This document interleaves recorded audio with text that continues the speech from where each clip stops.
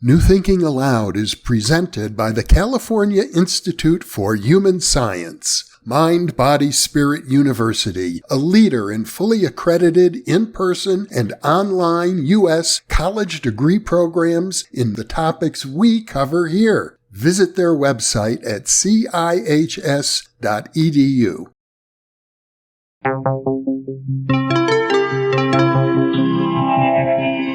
Thinking Aloud. Conversations on the leading edge of knowledge and discovery with psychologist Jeffrey Mishlove.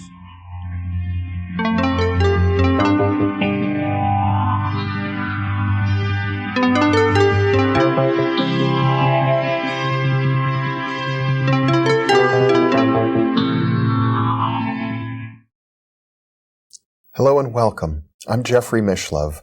Today we'll be discussing the long-term effects of meditation.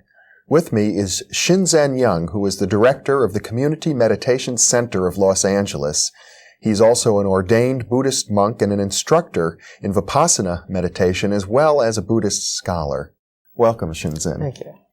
When we talk about the long-term effects of meditation, surely we have to begin to think about the nature of enlightenment in the various traditions which describe it, and many traditions do, and the stages which lead up to enlightenment. Right.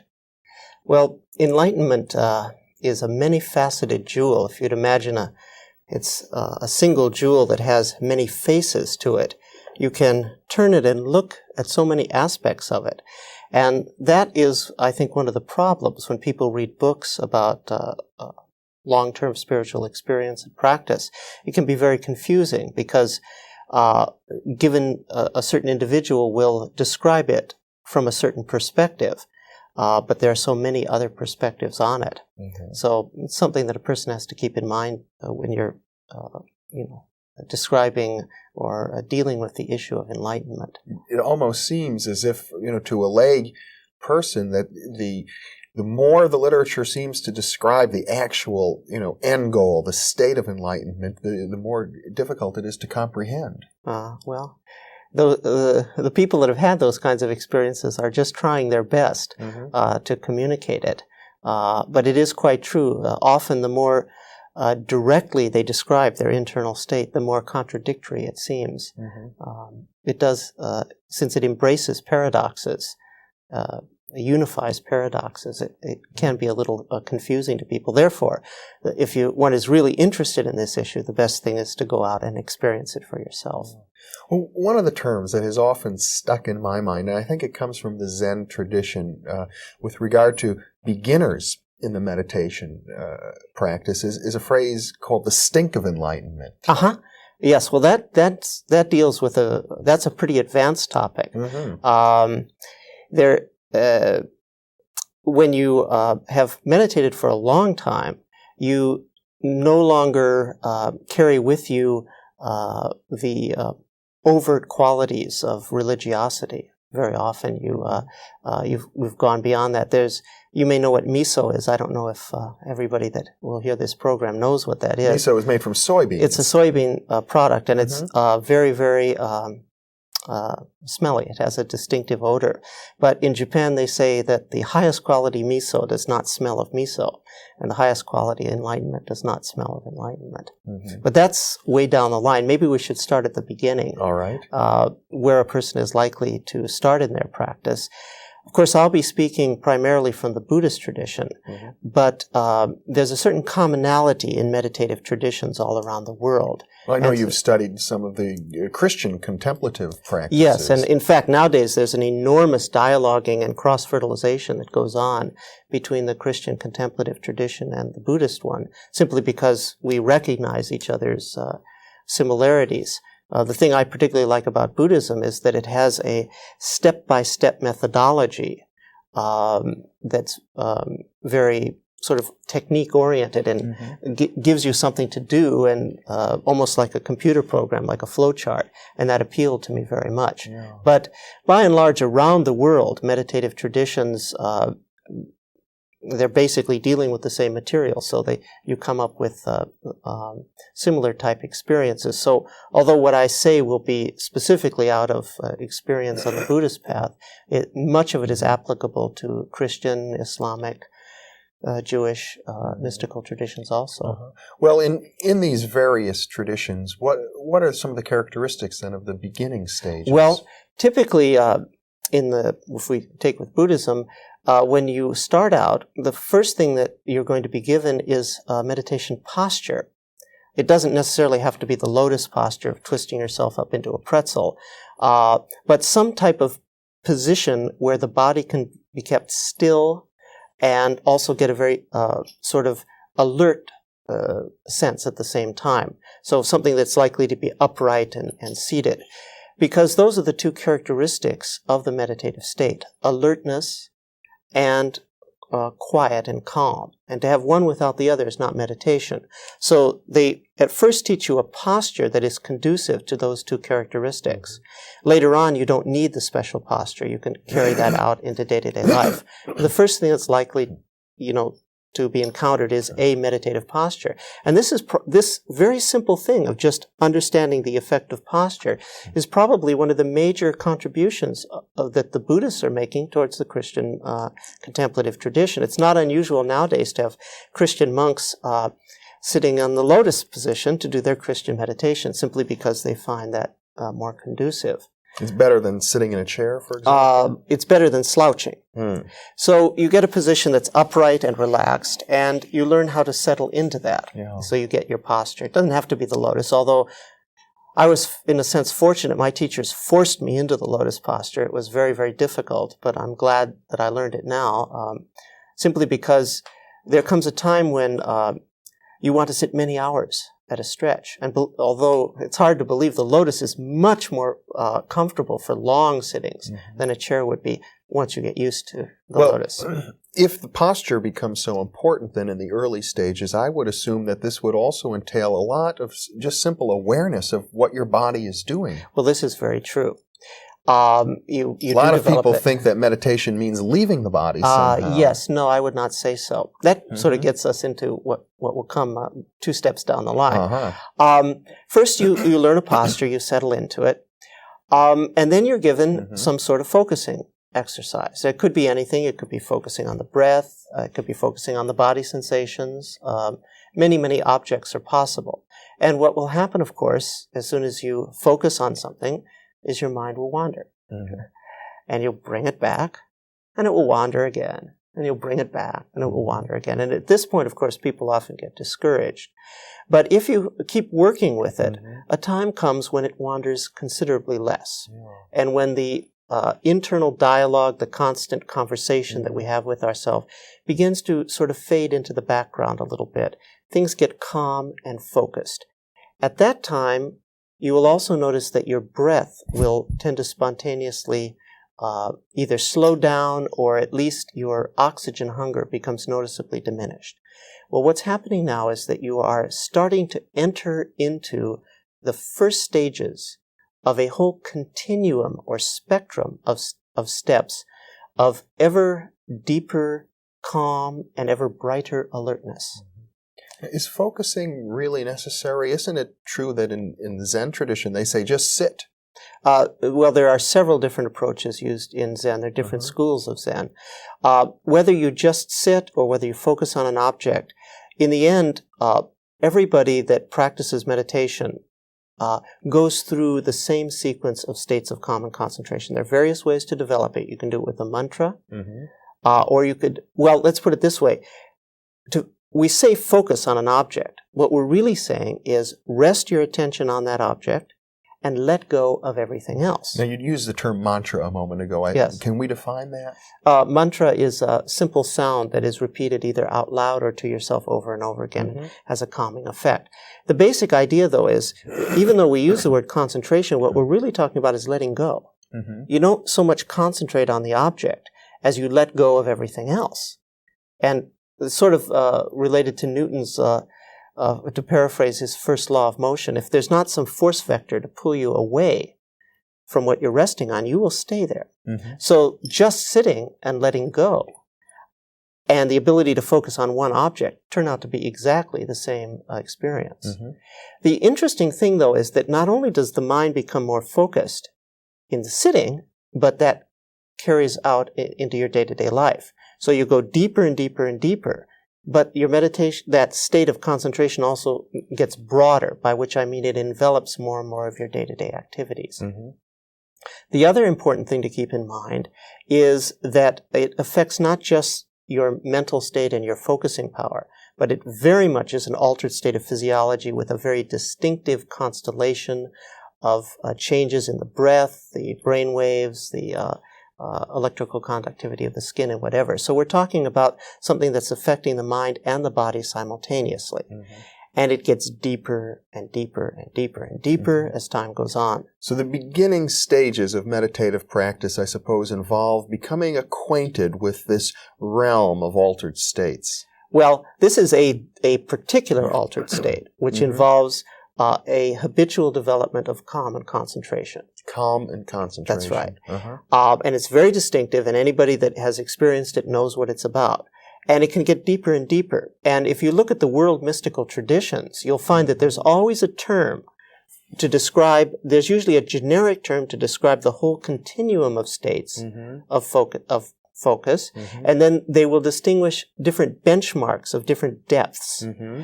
So when you do studies of comparative mysticism, which is one of my interests, it's very interesting to see how they deal with this. For example, the generic term in Christianity for this sequence of states is oratio quies, or prayer of quiet, as opposed to the verbal prayer, which most people think is prayer. It was also called recollection, meaning not to remember, but to pull everything back. In Buddhism, we call it by various names. One of them is samadhi, in the generic sense of samadhi. And then there's different benchmarks. It gets deeper and deeper. The other important thing to realize is that this is not the ultimate goal of meditation. Samadhi is not. Not in this sense of the word samadhi, in the sense of just developing concentration. In the Buddhist tradition, the concentration is looked upon as a tool, somewhat analogous to a microscope. You have to have a microscope before you can see the fine structure of the cells of your hand. Yes. And you have to develop some of this concentration power before you can see the very significant, deep structure of your own psyche, your own mind and body. And what's the value then of being able to watch your mind? Okay, so let's see. We've so far, just to recapitulate, we've had two things. First, you have to learn a posture. Yes. Then you develop states of concentration. Right. Now we're going to stage 3. How do you use those states of concentration? And let me also ask you this: what kind of time frames are we talking about? Well, if it's sort of on a bell curve distribution, just like anything else. Some people can develop a pretty good habitual concentration within a year or so. Other people may take longer. But I would say a year to 2 years, if you really work hard at it and you've had good teaching, you should be able to, at least to a certain extent, preserve that in the midst of most of your daily activities. The way you learn to do it is first you learn to do it on the cushion. Then you learn to do it during simple activities like washing the dishes or raking the sand in a temple, for example. Then you learn to do it in a little more complex activities like cooking a meal. Finally, you can do it sitting in a television studio talking to somebody. Is it appropriate for people at any age? Yes, I think so.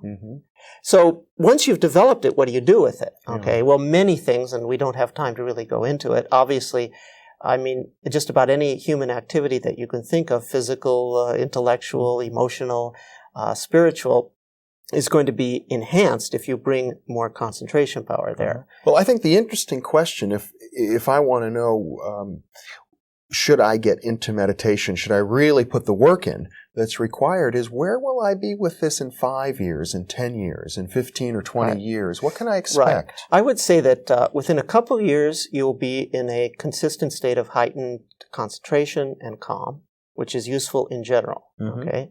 Within a few more years, by and large, you will be using that calm and concentration to do an incredibly profound and meticulous exploration of the phenomenon of thought and feeling.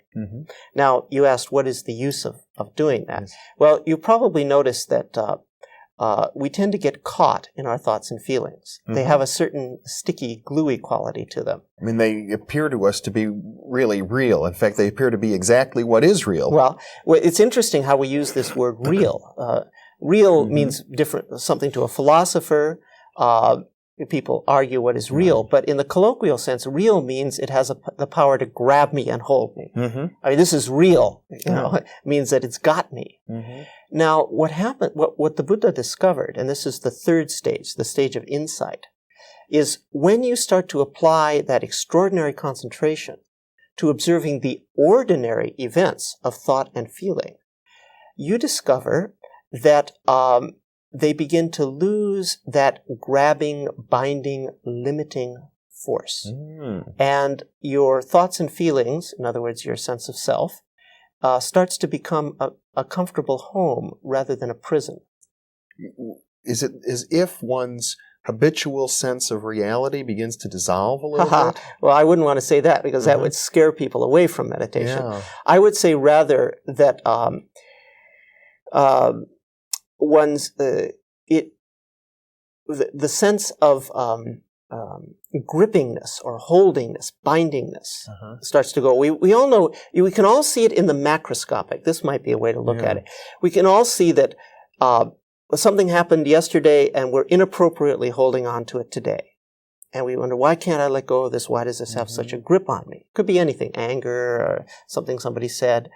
What we don't realize is that it's not only in the macroscopic, but in the microscopic, instant by instant. Right now, as we're talking, instant by instant, there's a holding, a locking, a gripping around the flow of reality. And as you observe very, very carefully, that locking and gripping gets washed away, and reality starts to take on a much more effortless, fluid quality. I think I see it. You use the word grip a lot, and I think what you're saying, if I can reinterpret, is that, well, for example, in the early stages of meditative practice, one does learn, I think, to relax the muscles and the shoulders, and some we let go. We lose that kind of a grip, and then in the deeper stages, one must find more subtle ways in which we cling and grasp onto facets of what we think of as existence, and then we can let go there too. Excellent. I would say that would be exactly the way I would put it. What is ordinarily called relaxation, even what is called deep relaxation, I would call surface relaxation. Okay, we exist. This mind-body process of ours exists at many, many levels of scales, finer and finer scales.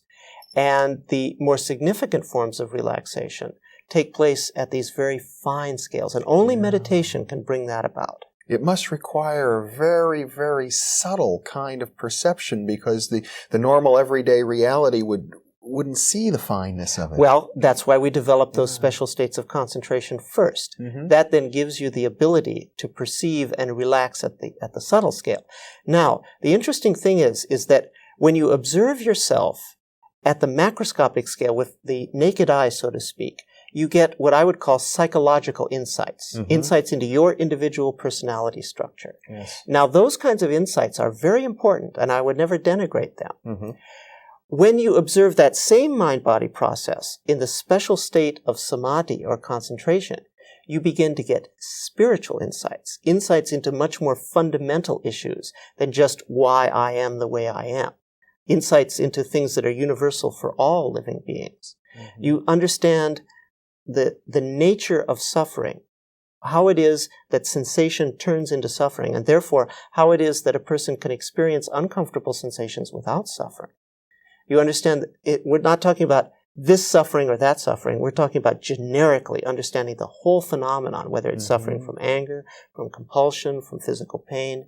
You get a sort of what every mathematician is always looking for, the generic formula that works for all of these. Well, that's a very deep kind of insight, and that can only be had by observing. It's far beneath, I suppose, the level of personality or individuality. Correct. And yet the personal or individual arises upon that, and therefore you're looking at the source. Sometimes they say you have to, when you go into a Zen temple, for example, there's always a sign that says, watch your step. Okay? Well, they mean don't track dirt in the temple, but they also mean see where you come from. So you start to get insights into the nature of the whole suffering process. You get insights into the nature of fulfillment. What is pleasure the same as satisfaction? Or is satisfaction a certain way of experiencing pleasure? You see that clearly within your own mind and body. You get insights into the nature of how the sense of self and separateness arise right now, moment by moment. I suppose it might be like at first, as I look at myself, I might say, I am Jeffrey Mishlove. And then I might say, well, I am a human being. And then as I get deeper, I might say, I am a being. And I get into the very essence of beingness. Then you would be, but that's an idea. Yeah. If you observe, then you would see where you come from. What is your source? Okay, you are part of nature. You are still part of the flow of nature, deep, deep down within. The same effortless, spontaneous, just happening quality that we find so enchanting and refreshing in the flow of a river is going on behind every thought and feeling that's coming up in your body right now. When you see that directly, you go back to your source and you stay there. That's insight. That's the third stage. Yeah. That's lovely. I almost feel as you speak those words, it kind of awakens that flow. Right. That's the treasure that lies, beneath the lake, so to speak. But you have to be able to delve down there, and the lake has to become somewhat placid, and you can see what's under there. Yeah. So at the third stage, you begin to get these insights. These are not just psychological insights. These are liberating insights. They set you free from the stickiness of the mind-body process. And you come to understand how you can experience a oneness of things when it's appropriate to experience oneness, and how you can fully manifest the individuality of your personality. Out of that oneness, you can actually feel your individuality produced spontaneously as part of the flow of nature. Now, this third stage would normally begin after a year or more. No, usually more. Maybe 5, 6, 7, 8 years. It depends. This is your first enlightenment. Okay. What we wouldn't call anything short of what I just described enlightenment. Okay. It's permanent, by the way. Sometimes people use this word peak experience, which I dislike a lot. There's nothing in the Buddhist tradition that is a peak experience, that's something you experience and then come down from, would ever be called enlightenment. You see what is there, what has always been there. And once you've seen it, it can never be otherwise for you. However, whether you're concentrated or not concentrated, whether your life's going good or not going good, you always know you're always abiding in the fluid source of your being. So that's stage number 3. That is not the end of the meditative path, though. There is a 4th stage, which is actually the bulk of your career as a meditator. What I've just described may take you 5, 10, perhaps even 15 years. Now, that may seem like a long time to Americans, but the fact is one lives one's life anyway. I'm not talking about living in a temple. By the way, I should clarify. Most of my students are responsible members of society. It's just that they reserve a certain amount of time, about the amount of time that a person would give to a serious hobby, like your computer or your golf game. You reserve a certain amount of time and energy for this endeavor. In the lineage that I teach, the particular form of vipassana, the teacher one step ahead of me is a very successful multimillionaire entrepreneur. His teacher was a very highly placed bureaucrat in the government of Burma. So we're talking about people that are living ordinary lives, but yet also able to follow this path. Well, there's a sense, I think, especially amongst Americans, to say, okay, these Buddhist people practiced for 15 years. They arrived at that state. What if we study their brain waves and use biofeedback so that we can learn to emulate that brainwave in a shorter period of time? Yeah, then we can do it maybe in a half an hour. Well, this is what I was interested in for many years. I did a lot of work in biofeedback, actually, with that very hope in mind. And I still have not given up the possibility that there might be ways to enhance the efficiency of the training. At this point, brainwave biofeedback doesn't do it. It moves you in a very useful, in the right direction, but it in and of itself is not going to induce enlightenment. And neither do any drugs do it that I know of. I wish there were easier ways. I personally am experimenting with ways that are not traditional, but still involve a certain amount of commitment and energy. Well, I suppose it's not unreasonable for most of us to think that if we can expect that we're going to be around another 15 or 20 or 25 years in our lifespan, is there anything better to do than... Well, especially since it does not interfere with one's success in the material realm, not in theory anyway. You do not have to withdraw from the world to carry on an activity like that. What I tell people is 5 years from now, you'll be 5 years older. You can also be a 5-year veteran meditator and be 5 years older, or you can just be 5 years older. So it's a lifelong endeavor, but then again, so is music, so is medicine, so are many things that we consider important. Let me say something about the culmination of the path of meditation. Yes, we have about 2 minutes. Okay, well, most of one's life as a meditator is not spent in the first 3 things that I talked about. Okay, most of one's life as a meditator is spent being of benefit to one's fellow being. The whole purpose of the getting enlightenment is that you achieve a kind of oneness. You understand oneness. And therefore, from that flows absolutely automatically and effortlessly a life of helping your larger being. So when you start out to liberate a particular mind and body that you identify with yourself. Later on, you identify the whole planet as yourself, and you work in different ways to be a benefit. But the important thing is that your efforts are without struggle, because once you're enlightened, it just happens. You just channel it. You don't have to. And if things don't work out well, and your efforts to help don't bear fruit always, you're not brought down because you're liberated. So it's a way of helping others more effective. That's all that enlightenment is about in the end. You see yourself somehow perhaps as a cell in a larger body working for the benefit of that whole body. Well, that would be one metaphor. Right. Well, Shinzen Young, it's been a pleasure being with you. Thank you. Sense from the clarity of your expression that you have indeed experienced these states that you're describing, and that your words to us are more than just abstract philosophical repetitions of ancient texts, but there's a living tradition here that you embody. Thank you very much for being with me. And thank you very much for being with us.